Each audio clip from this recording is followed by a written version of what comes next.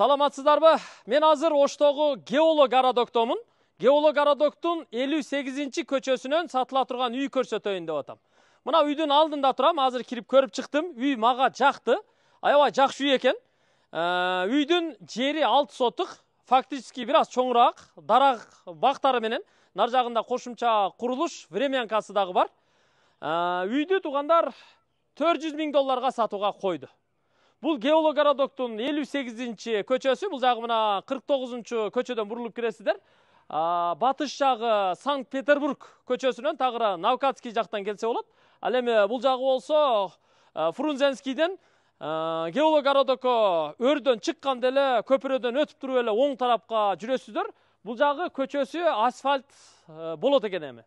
Бул жерде эми билесиздер, газ, суу, свет, канализация, интернет, түнкү жарыктар бүт бардыгы бар да. Көчө жактагы дуалы таш дуал болгон. Бул жерде мына дарбазасы коюлган. Жакшы жери 49-чу көчө тупик. Көчөнүн башына барып токтойт да.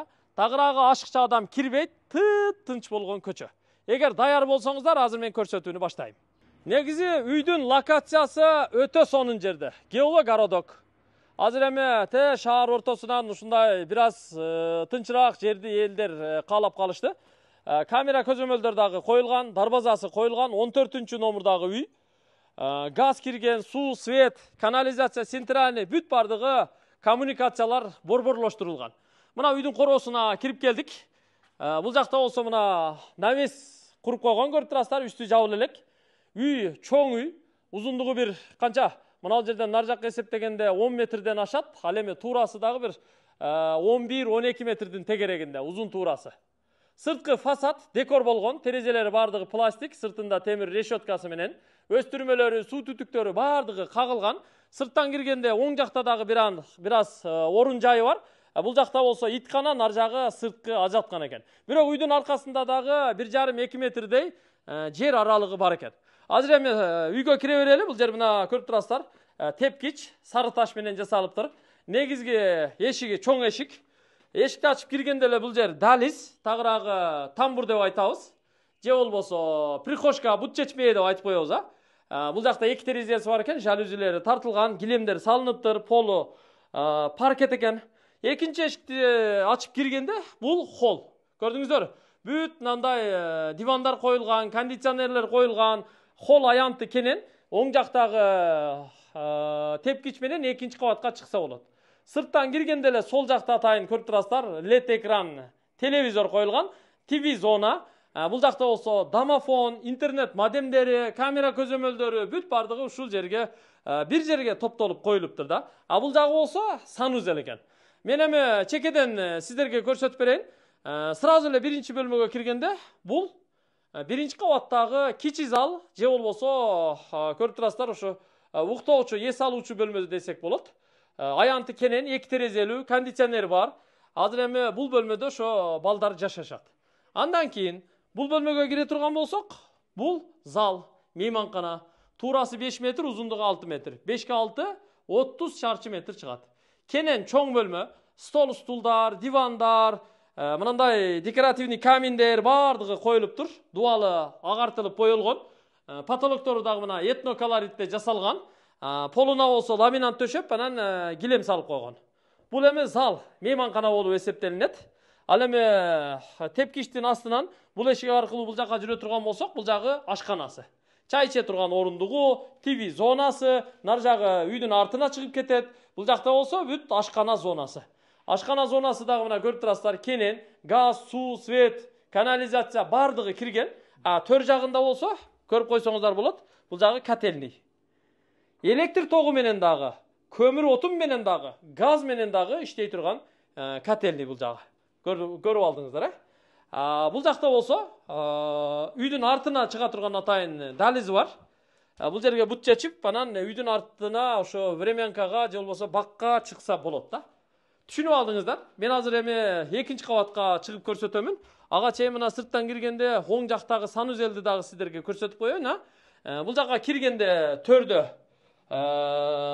душ жайгашкан. Душевая кабина, күзгү раковина, кир жуучу машина, аристон, вытяжка, форточка бүт бардыгы ушу отоплениясынан бери бул жакка жасалып коюлган да. Бул жагы болсо мына ажаткана. Көрдүңүздөр? Отопление киргизилген, бүт сантехникалары уюштурулуп жасалган. Бул эми биринчи кабаты болду да. Күн чыгыш тарабында бир терезеси бар. Тепкич мына көрүп турасыздар, кенен жыгач каражаттарынан жасалган. Экинчи кабатка чыкканда 4 бөлмөсү бар. Азыр аларды дагы сиздерге чекеден көрсөтүп бермекчимин. Тепкичтен чыкканда эле оң жактагы кызыл бөлмөгө киребиз. Мына бүт ошо жүгү, себи бардыгы жыйылыптыр. Бул жакка болсо атайын сувенирлерди коюп койгон. Терезеси мына күн батыш жакта экен. Узун кенен бөлмө. Бул эми спальня. Балдар үчүн же ата-энелер үчүн боло берет. Ортодо болсо дагы бир бөлмө бар экен. Бул эми гардеробный. Же болбосо бул бөлмөнү дагы адам көп болсо, бала чака көп болсо, детский спальня катары пайдаланса болот да.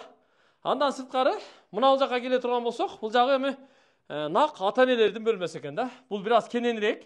Бүт ата-энелердин шкаф купеси, спальня диваны бардыгы коюлган 2 терезелүү жарык бөлмө. Андан кийин бул жерде да мына кондиционер бар экен. Бул жагы болсо экинчи кабаттагы санузели. Киргенде көрдүңүздөр, унитаз, душевая кабина, кир жуучу машина, Аристондордон бери бардыгы коюлган. Тепкичтен чыкканда коридор менен бул жака жүрөбүз. Төрдө дагы бир бөлмөсү бар. Бул дагы спальня. Ата-энелердин уктоочу бөлмөсү же болбосо бала менен келиндин бөлмөсү.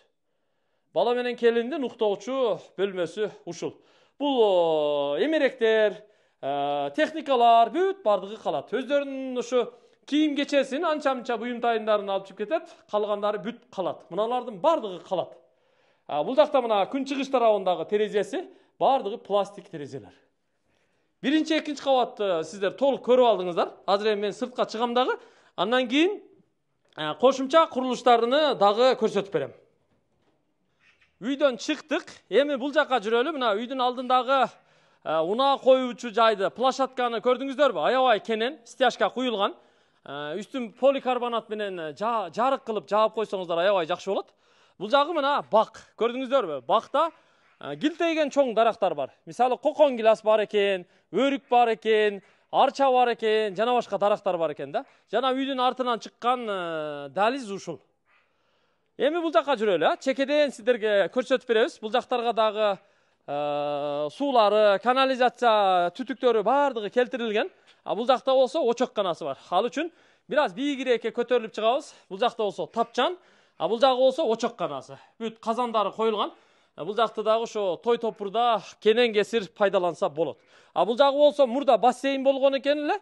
Азыр эми бул жакты жашоо бөлмөсү тагыраагы времянка кылып жасап коюптур. Бул жагы болсо навес мына үйдүн артында. Көрдүңүздөр? Навестер дагы бүт кругляк сасна жыгачтардан жасалыптыр да. Бул жака кирели. Мына киргенде эле бул жер склад экен. Көрдүңүздөр? Бүт консерва, банка, идиш, аяк бардыгы ушул жерге коюлган. Бул жагы болсо времянканын ашканасы экен. Котельный курулуптур. Бул жактын отопление системасы өзүнчө экен. Бул жакта болсо времянка. Времянканын бөлмөсү ушул жакта. Жашоо бөлмөсү десек болот. Мына көрүп турасыздар. Кенен бөлмө. Бул жакта дагы беймарал жашаса болот. Мына эмеректердин бардыгы калат туугандар. Бардыгын алып каласыздар. Келип эле кирип жашай бересиздер да. Бул жакта болсо мына ажатканасы бар экен. Лампочкасы жанбайт окшойт. Ушул эми туугандар көрүп алдыңыздар, Үйдү $400.000 кеми бар деп айтып жатат. Эми албетте келишесиздер, сүйлөшөсүздөр. Мына бул өрүктү көрдүңүздөрбү? Аябай жүзүмдөй тим эле шингил болуп алыптыр. Сонун экен да. Негизгиси багы сонун экен. Мына бул көрдүңүздөр? Навести дагы сонун кылып жасап коюптур. Бул навестин астына мына ушул жака ашкана жасаса болот экен. Ашкана жанагы бул жака очокканаларды, очокторду ушул жака жасап койсо дагы жакшы болот экен. Бул жактан дагы мына сууларды чыгарыптыр. Көрдүңүздөр? Ушул үйдү эми $400.000 шашылыш түрдө сатууга койду. Жакса сүйлөшүңүздөр. Локация өтө сонун. Ош шаары Геологородок 49-көчө. 14-үй болуп калат. Бул жагы ошо Геологородокто көпүрөдөн чыкканда, көпүрөдөн өтүп эле оң тарапка бурулуп келесиздер. 49-58 көчө аркылуу боло. Жана башында түшүндүрдүм го, ошол жактан келесиздер. Мектеп, бала бакча, негизи мектепке мына Фрунзенскийдеги мектептерге түшсө болот. Бала бакчалар дагы жакын, анан транспорт дагы бул жакта бар. Ана мына көчө жакында асфальт болот дейт. Асфальт болсо анда бул жагы Наукатский, Санкт-Петербург аркылуу бул жака Геологородокко маршрутка каттап калса дагы өтө сонун болот да. Үй ушул. Болгонун болгондой. Кандай болсо ошондой туугандар. Барды сиздерге көрсөтүп бердик, эми бизден ыраазы болосуздар. Телефон номеру экранга жазылды. Чалып сүйлөшүңүздөр.